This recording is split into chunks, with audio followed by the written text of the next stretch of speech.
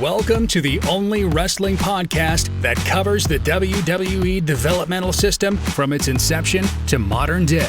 From OVW to MCW, the HWA, Deep South, FCW, and much more. Hosted by Brian Asbury and Mortimer Blankenship. Now let's dive into what could have been, what should have been. Welcome to Developmentally Speaking. Hey, before we get in this episode, can you do us a favor? Will you go ahead and subscribe to the channel? Will you ring that notification bell? And if you would, give this video a like.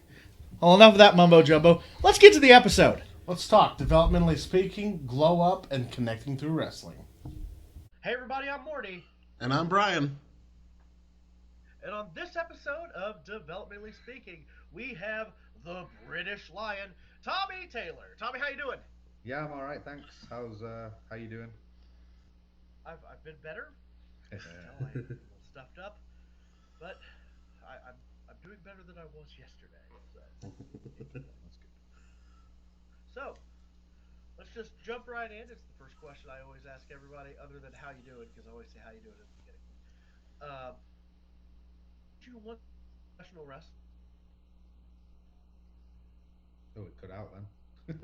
Oh, did it cut out? For me, it did, yeah. Yeah. Wow. Okay, well, let's try that again. Hey, Brian, cut that part. Yeah. Cool. There we go. So I'm going to get started with the first question I ask everybody. What made you want to get into professional wrestling? Like most people, was a fan growing up, was a fan as a kid. Over in England, it was back then. It was pretty difficult to get into. So a lot of the times I would be watching or trying to watch, product, going to friends' houses who had like the cable channels and things of that nature. So I'd say from like the mid 90s, probably like 95, 96, I started like really wanting to know more about it, wanting to get into it, wanting to like go to some live events and things like that. But I didn't have the fortunate circumstances to be able to watch it. So I didn't have like the what we call Sky Television. Mhm. So I'd find friends who liked it and kind of weave my way in there and watch it with them at the weekends or whatnot. Um, and then there was a few matches that like stuck out that I was like, all right, this is like really cool. Like this is beyond any like fake fighting thing. This is like a really cool profession to get into. It's really athletic. It's really entertaining. And then I'd say like around the height of the Attitude Era, Monday Night Wars era, like I really wanted to start trying to like pursue it as a career and trying to get into it as far as like becoming a wrestler. So how was it trying to get into it back then?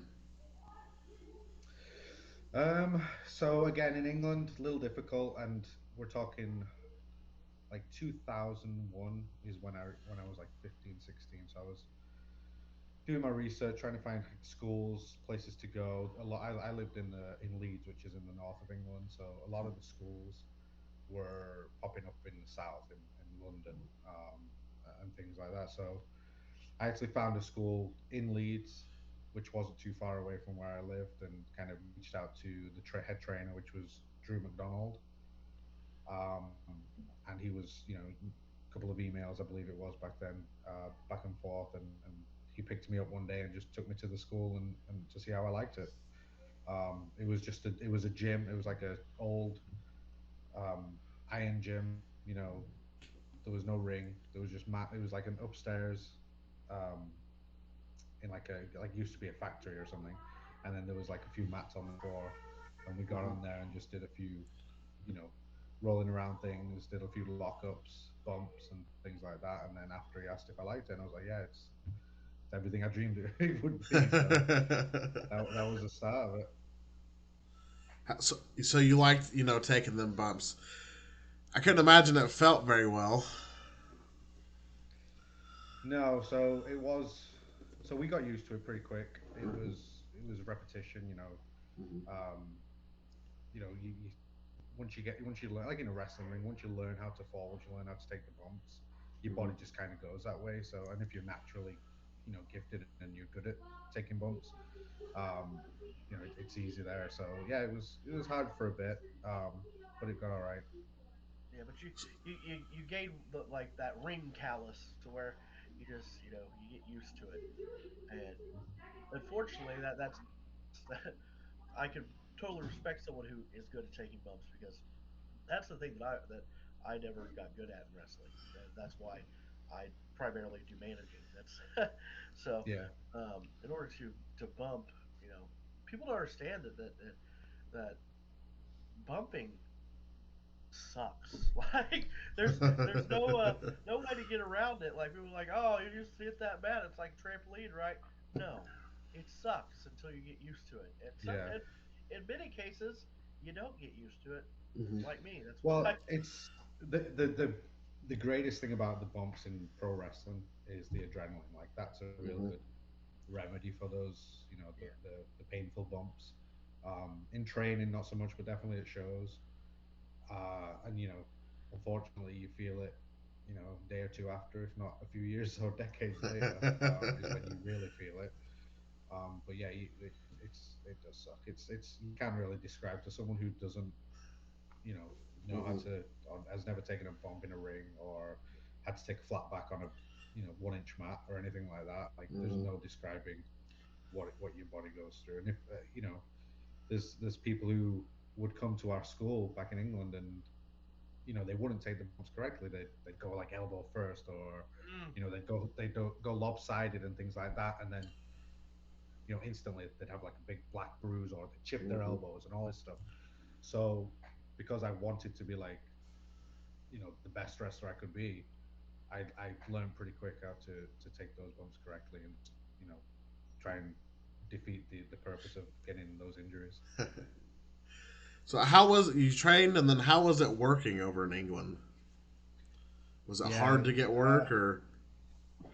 it was pretty hard because it was a weird time after after I guess because of the American wrestling culture, Hmm. you know, when WCW went down in like around 2001 2002 when wrestling slowly started not being as popular as it was a couple of years prior. In England, it was almost like it was trying to rebuild, and Hmm. it did get to great heights. About a decade later. But like the beginning of the millennium, I guess you could say, there was really only a few places you could get booked. Um, Drew McDonald, our one of our head coach or our main coach when I first started there, he worked in FWA, which was I guess one of the bigger promotions in England at the time, and they brought in guys like Eddie Guerrero and um, like Doug Williams. They had like a lot of, I think even AJ Styles, like some of, like they had names like that they would have come over, and it was like they kind of worked hand in hand with Ring of Honor at the time. But again, that was all very southern, and we were up in the north. So Drew would go down to some of the shows down in London, and if he could, he would like take a few of his students down there, and we would go and try and get a match or try and get a bit of training time in an actual wrestling ring. Hmm. But that was few and far between. Our other trainer, who was like my absolute mentor, best friend when I was wrestling, Jeff K. He had really good relationships with some of the more northern wrestlers and promoters. Unfortunately, they ran more of the like tribute shows, so they would do like the fake Undertaker and fake Kane or whatever the fake Dudley Boys. But they did at the time really weird. They had like Jake the Snake Roberts over as like the headline attraction. So about 6 months after training, we would go to these shows and get like a 5 minute match or a little battle royal or something like that. And then after you know putting our name out there and kind of just getting used to the promoter and stuff, he brought us back. And when I say us, I kind of and I say us all the time, but it's me and my best friend Chris Gray, who like was used to be my tag team partner. Hmm. We have like a parallel career. Like we started training almost like the same week.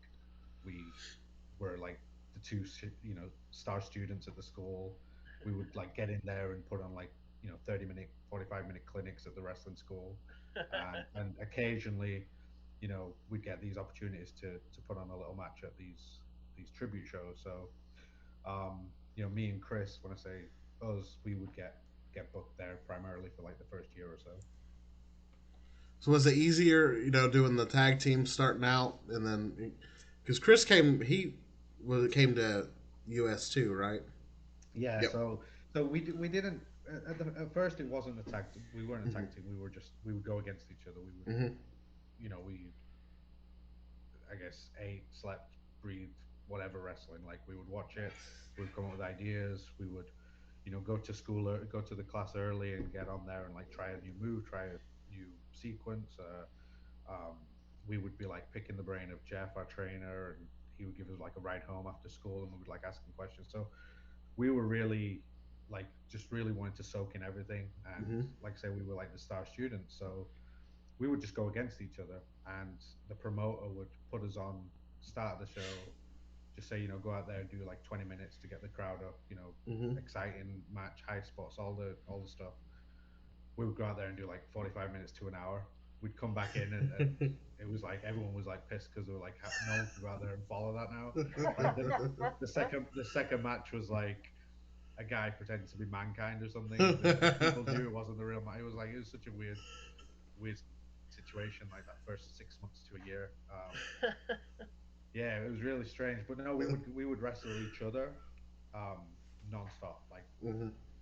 yeah, obviously, like I've never wrestled anyone as much as I've wrestled Chris Gray. And yeah, to answer your question, we eventually got signed together, moved over together, lived together, and now we both live here in Florida still. Almost 20 years later. Wow. So when did you decide that WWE was where you were gonna go after you were done training? What made you start that journey on trying to join the WWE?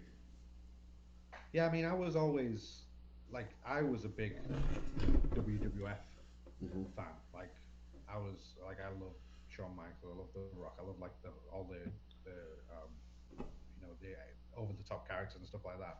So when I decided I wanted to try wrestling, I was pretty ambitious that WWE, WWF was like the place that I wanted to be, and I would always tell my family, and I would always tell, my mother, one day I'm gonna go to America, one day I'm gonna live in America, one day I'm gonna wrestle for WWE, um, and I guess it's the British way to be very dry with that. It wasn't. They were a great support system, like my family, but they would always be like, shut up, like just yeah, just stop talking nonsense. But like that I don't know why it just seemed like that was what was going to happen. That was like, not to sound too cheesy, but that was like my destiny to Hmm. work for WWE, even for a brief cup of coffee. Like I just knew it would happen. And then, like I said, our trainer Jeff was real good friends with Fit Finley, Hmm. and right from the get go, you know, WWE every time they came over, which was around it's like twice a year, they'd come over and do like the pay-per-views over in England on Skybox Office or whatever. Um, we would go down. Finley would invite Jeff down, and he'd take us down, and we'd get in the ring, and we'd do like I suppose you could say like a tryout. We'd do like a little match in front of some of the agents and some of the workers, the wrestlers, and that just continued like from 2002 until about 2007 when we got signed. We went to I believe it was like 8 WWE shows in total, and every time just we'd get there, put our gear on, go in the ring and just ask for advice and ask for help. And one of the shows we went to and it's so weird. Like now, when I think about it now, this is like and I kid you not, I don't make this shit up. We went to a show in like 2004, and Triple H and Shawn Michaels were watching me and Chris do our little thing in the ring, and we got a chance to like talk with Triple H after, and he said, in not right now. He's like, not right now, but in like 10 years time, 15 years time, is like that type of wrestling is going to be what we want, and like you guys keep doing it, and we're going to be like looking at you, which is strange because like they're pretty much running the business now, like NXT, and like Hmm. Yeah. current product is like And then you look at the roster now; it's like all more like young, athletic guys rather than what it was back then, which was, you know, big giants and things like that. So, yeah, we got those little bits of encouragement from some of the guys. We met a lot of the workers back then. Tajiri, Finley was always encouraging. We did a bit with Eugene, um, just to name a few, and we just kept going back. And then in the middle of the WWE shows, try and get booked as many places and many different promotions as we could. So you finally get it. You finally make it, and you sign your developmental deal. What was the transition like for all the way over there to here? It's got to be two completely different worlds coming to America and to Tampa of all places. Yeah, yeah, it was very. I mean, it was so surreal. And now when I think about it, it just seems like a completely complete dream, like another life. Um, yeah, just like getting off the plane in Tampa, the heat for one, like that really kicked our asses to start with. Um, and we moved here in, I think it was September of '07. Um, just the need to have to drive a car everywhere, the and then obviously the other cultural differences were mind blowing as well. As far as the wrestling goes, obviously working primarily with like FCW at the time, Hmm. you'd have like people from all of the backgrounds in wrestling. So we had like a few of the British guys. We had like TJ Wilson and Harry Smith from Canada. They were doing their thing. Teddy Hart as well. Um, you had some of the guys who just got contracts because they were ex college football players. Some of the divas, as they called them back then, and then some like the workhorses of like the indies and stuff. So it was such a real network of different backgrounds from wrestling, and that was like the first thing you notice, like when we started doing the training. It was like there's so much background and so much diversity here. It was like exciting to go to every day and to learn more stuff. So, in moving from across the pond to Florida, what's the biggest thing you miss? Family. Family. Um, yeah, yeah, I had a really good relationship with my mother, so like that was like the hardest thing. And to start at the time, like it was before being able to just do a quick FaceTime call and do all this. So Hmm. you would have to go down to the Kmart to buy the fucking the little phone card things. Yeah, Hmm. So we would go down and spend you know $15-20 on that for like a 3 or 4 minute call, to be able to call back. And I tried to call back like every day or every other day, just to just have a little chat with my mom. So that was definitely the hardest thing. You know, absolutely. I mean, there nothing else really compares to that. Yeah, for You know, sure. I was lucky because I had my best friend, moving Hmm. with me and living. So we had each other. Like we were really looking. You spoke with Haid. I watched that one. We lived with Haid and Seamus, for a few months. So we had like a lot of the old like British guys. So we were pretty good. We had like a good support system there. It's good. How how was your time in training in FCW? How would you rate it overall? Any specific matches stand out? Um, the one match that stands out, probably for the wrong reasons, was I think we were doing some kind of quick tag match or something, and we had this guy who was an ex college basketball football player, whatever he was, and he was quite green, but we had I had a Dr. Tom Pritchard had a lot of faith in like our work rate and our ability, so he would put us in there with like a lot of the greener guys Hmm.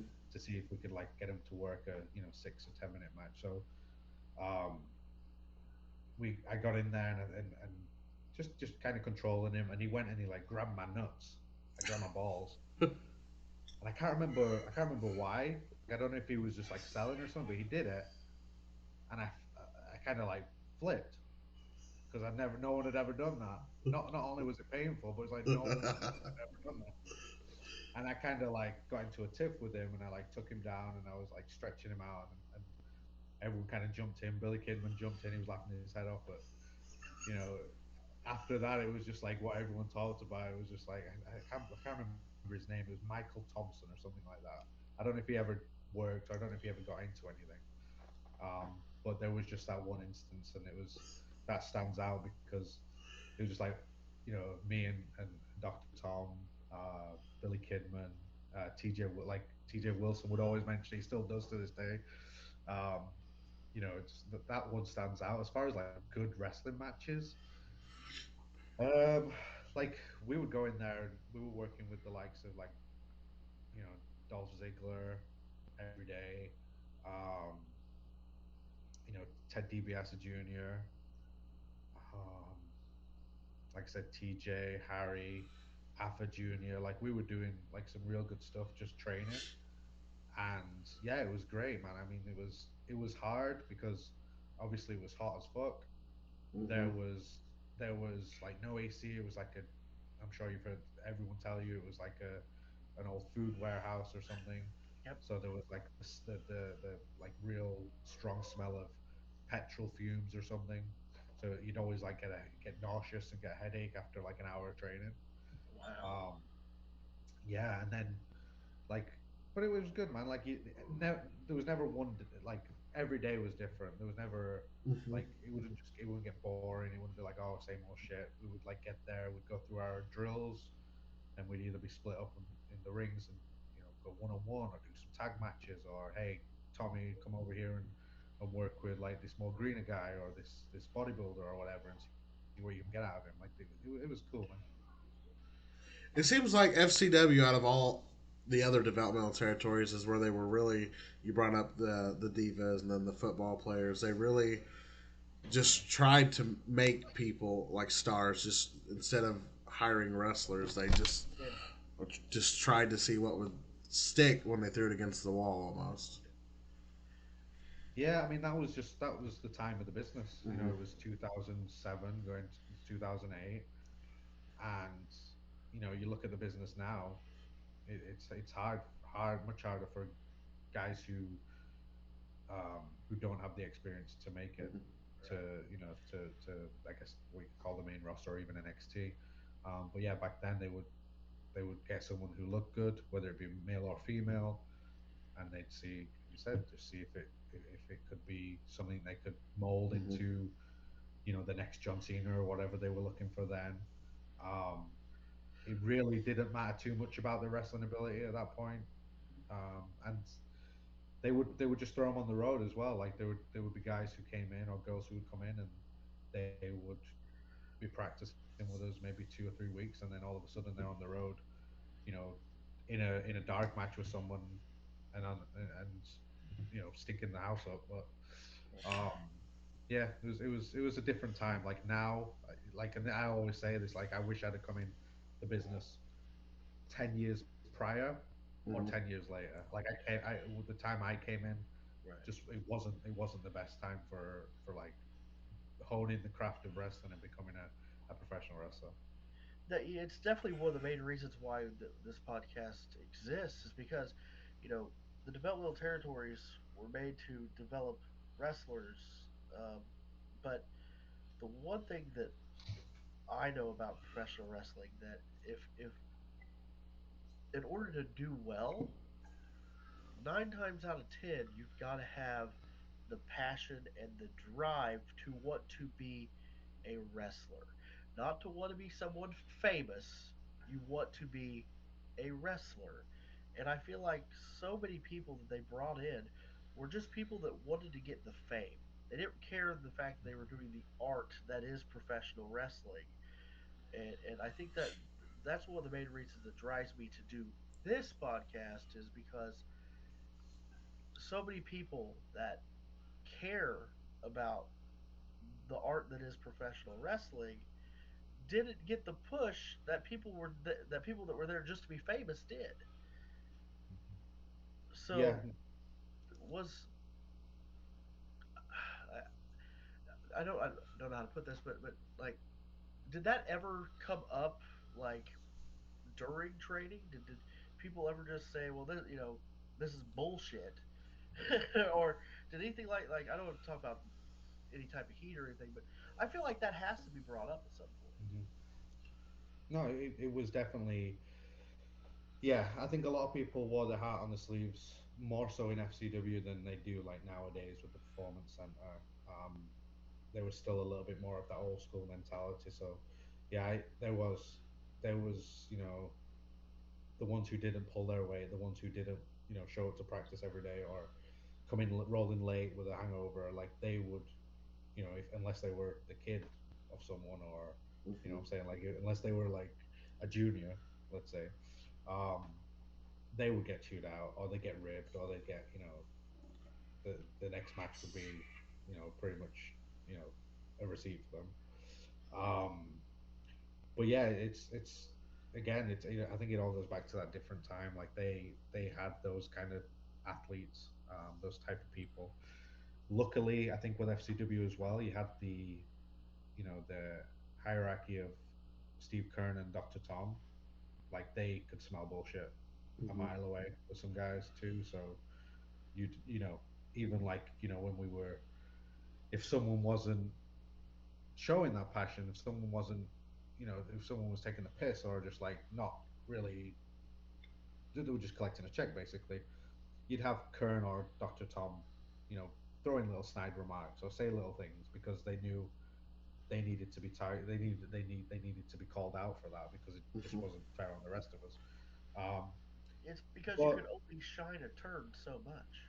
yeah, and that's the thing. And to Dr. Tom and Steve Kern's credit, as much as they really had that traditional old school mentality, unfortunately, a lot of the times above them Hmm. were the ones who didn't know anything and thought, "Oh, there's a good shit to shine. Let's see if we can shine that shit."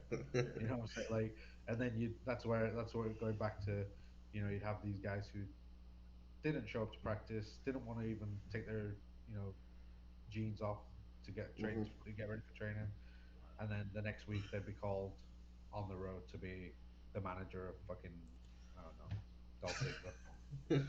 I remember TJ would tell That's me not that. that's not a hit at Rob Terry, by the way. I remember TJ told me one time that there was one of them. I forget who it was. He said he was sick, and Doctor Tom's like, "Okay, yeah, yeah, go home." And he's like, "You know what?" He's like, "I'm just not feeling it." He's like, "Yeah, take 2 or 3 days."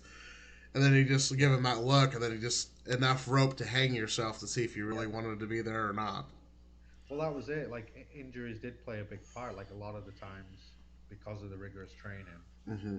you know, a lot of guys and girls would get knocks and get have to go to the doctors. Like I for one, I remember a time when I took a bump in my neck, like just got stiff. So I think I went to the doctors that day, but the next couple of days I was there with like an ice pack on my neck and just sat watching training, until I was ready to go again. But yeah, there'd be those who weren't feeling great or Hmm. had taken a bump or a knock or a little injury, and they would, you wouldn't see them for a few weeks because they wanted to stay at home. Um, there was the guys who had surgery. And this is a funny story. I'll tell it because you just had him on the show, Hayden Vanson, and I was watching that episode and I was like, he failed to mention this. Um, he tore his ACL, um, and he was flown out to Birmingham. He got surgery, and he was recovering from that, and it was like he just he stayed home. Was watching movies all day, and he wouldn't come to practice during the recovery. And it was mentioned, and like Steve Kerr will mention it, Dr. Tom will mention it. It was like, "Where's Hay today?" Oh, like, and I think he was lucky with that whole Undertaker thing because around that time when he started getting better was when he got called up to do that Undertaker gimmick, and I think that helped him because I think he was looking to be on the chopping block after that because he was not coming into practice, we were not coming to the shows, he was just staying home with his leg up, and yeah, but that happened a lot, Hmm. that happened a lot. Was there any specific plans for you in FCW, or was it just something different every time? Um, it was so at the start when we started there. I remember, I think it was Dusty. There was somebody. It was either Dusty or John Laurinaitis. They gave everybody um, homework to go home and like find like three gimmicks to try, and I think then following that we then went into like a promo class, and you had to like exhibit these gimmicks or something like that. And I didn't have anything. Like I was like I never really like when I wrestled in England. Like most of the time, I was a heel, and I wore like a Superman T-shirt, and I pretended to be an American. Obviously, obviously I couldn't do that in America. Um, I would like come up with a bandana like Tupac and like a Superman. Yeah, so I was like, I've got nothing. Like me and Chris always had the British Lions tag team idea, but that this was more of like a singles like gimmick thing. Mhm. So I was trying to think. I think I was like getting inspiration from Doink the Clown and Mike Mondo at the time was like inspiring me with some of this silliness. And like some of the old British movies that I was watching at the time. I don't know if you've ever heard of an actor called Norman Wisdom, like from the 50s, 60s. And he's like very his body man like his body comedy is amazing. So when it came to this promo class, I just decided to act like a child, and I was just being like silly, like, and I didn't really have a point, and I was it was nothing to do with wrestling, and I was just like, oh, I was just a naughty boy in school, and da da da, da. And it got a bit of a pop, not an amazing pop, but it was like, oh, everyone thought it was like pretty unique. So from there, like I was like that was my drive to try and give to make this gimmick work. So suddenly I started like I was sketching stuff and writing ideas, and I came up with the name The Rascal. And I was like, I'm going to get one of those scooters. Which who rides a scooter? Someone rides a scooter on TV now. I totally forgot. Matt Riddle. Like one of those. Matt Riddle. Yeah. So I would ride. I got the scooter, and I got like a little slingshot, and I put that in my back of my trucks, and had like a smiley face trunks, which I got the picture over here. And I was like, all right, I'm going to be the rascal, and I'm going to come out, and I'm going to like do little pranks, like aka like dunk the clown or something on the wrestlers, and you know just be a little cheeky git. And that was like how I invested probably a good like 4 or 5 months into that gimmick. Um, and I did like a lot of shows. I was wrestling Sheamus a lot. We did a lot of shows around Florida, and like Sheamus was like the perfect opponent for me because he's this big clumsy ape of a guy. Um, Yeah.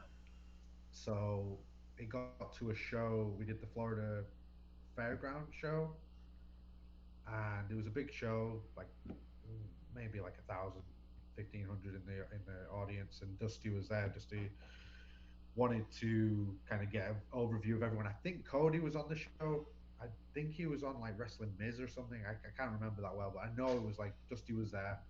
So we went out. It was actually me versus Chris Gray and Brandon Groom, and we were doing this triple threat at the time, which was like the show opener for all the shows we were doing. So I went up and asked Dustin. I was like, "Hey, sir, like, do you mind like watching my gimmick? Tell me what. I'd love to come back and like find you to get some feedback." I gave him a little synopsis of what I was about to do, and like I showed him the slingshot and all this stuff. And it was cool because I think we had a ramp down to the ring, so I was like, "Oh, I can ride the scooter down the ramp." Went out. It was a quick match, like 5 6 minute match, but like real high spot stuff. Started the show. It was amazing, really high. And then I came back and I found Dusty, and he was like, "Oh, sorry, I missed it." And I was just like, "Ah." So then I started getting like that. That was like a bit of a turning point because then I was like, "Man, I feel like I've invested so much to just try and get like this one gimmick over. Like I'd prefer someone to watch it and say, yeah, that's dumb, that's shit. Like that will Yeah. never work on TV." Mhm. But then just to get blown off, it was kind of like that hurt. And then I think after that, I put that gimmick to bed actually, and that's when Chris and I started doing the British Lions. Like we wanted to be like the number one tag team in FCW. Mhm. We even had Dave Taylor um, managers for a few matches. So he came in and he was like, "All right, these can be my British Lions," and everything was going great. We were going towards like the belts. We had a feud with Fandango, Johnny Curtis, and Ego Anthony, forget his name. Um, we involved in the Bella twins, and it was like a pretty big deal for us. It was like, all right, we're getting involved in like some of the big storylines here. And then I think then there was WrestleMania, and then after WrestleMania, they did all the cuts, and we were both one of them. So and Dave Taylor too. So we took him down with us. Man, Yeah, So, how has life been after WWE? yeah. I mean, it's as far as wrestling goes. Hmm. You know, I was definitely still invested for a few years there. On the flip side of that, like family wise, like I had a son in 2011, and around that time is when I tore my ACL and my meniscus, and like I really messed up my knee. So I decided to just stop wrestling. I was like, yeah, it's just I need to focus on like getting a career somewhere else so I can provide for my family and my son and everything.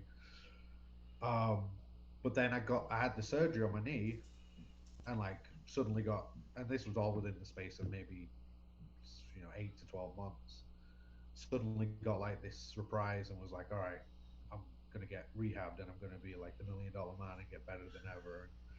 And I think that came to when I started doing like the Evolve shows and some other shows like NWA in North Carolina and some other like real big deals. And even WWE looked at me again and was like, they brought took me over to Tampa for a pretty big like 3 day tryout. And then I started doing like some NXT shows and like I felt like, and I was in the best shape of my life, like hands down, was in like real good shape. Um, but then, like, I hurt my neck. I did a show in England. I hurt my neck. Uh, the WWE thing kind of fizzled out. I was like emailing back and forth, and they were just like, "Yeah, just keep coming to some shows, and we'll look at you." And I was like, "Man, I was just like, I really need a contract or something, because otherwise, I need to knock this wrestling on the head." Um, and then I did like 2013, 14. I was just like, yeah, I'm just gonna stop doing this and just try and get that 9 to 5 and kind of focus on other things. So to answer your question, like post WWE, I'd say 90%, which I love, is like my family. I've got kids. I've got two babies right now who keep me busy. I've actually, and I do the wrestling still, like occasionally. I'm a one show a year type of guy. So I did a show last year for this promotion in Daytona, and I have a show in March 18th, which is around the time of my son's fourth birthday. So literally just doing it so he can come out and watch me wrestle and make a fool of myself. there you go. So yeah, I mean, I don't take it as seriously as I used to. Like, and I think that's the thing. You either really do, Hmm. you really invest yourself, but you probably, and you've heard the story a million times, you're gonna sacrifice a lot of stuff on the other side. You're gonna sacrifice a lot of relationships and a lot of, especially if you have kids, you're gonna sacrifice career goals elsewhere. Um, so I made a decision maybe about 6 or 7 years ago to just not take it as seriously and just kind of, when the opportunity arises and things work out and I'm taken care of, then you know I'll go ahead and dust off the boots. Absolutely, that's not a bad decision to make at all. Mm. So, if you had any advice that you could give to any up and coming wrestler, what would it be? Don't fucking do it. Oh god.